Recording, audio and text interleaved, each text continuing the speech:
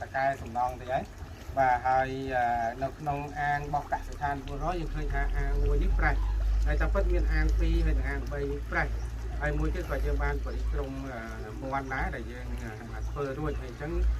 ក៏យើងធ្វើបន្តនៅអាងណាផ្សេងៗព្រោះយើងដាក់ទឹកអញ្ចឹងបងប្រុសគេអាចមើលបាននៅក្នុងអាងទាំងអស់នេះគឺយើងដាក់ទឹកពេញហើយយើងមានចំចងបឺយើងមានចំត្រីម៉ូលីយើងមានចំត្រី7ពណ៌ម៉ូលីនៅទីនេះគឺយើងមានច្រើនពូជយើងមានចូល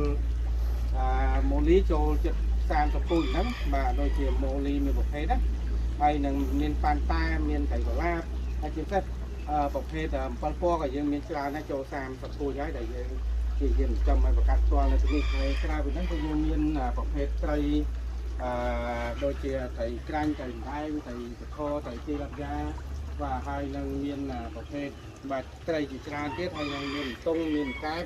បាទនៅទីនេះគឺមានចម្រុះផ្នែកវិរិយកម្មអញ្ចឹងបងប្រុសបងស្រីបងឃើញអាងនេះវាប្រាស់ទេហើយខ្ញុំហើយជាមួយនឹងបងសុកដែលគាត់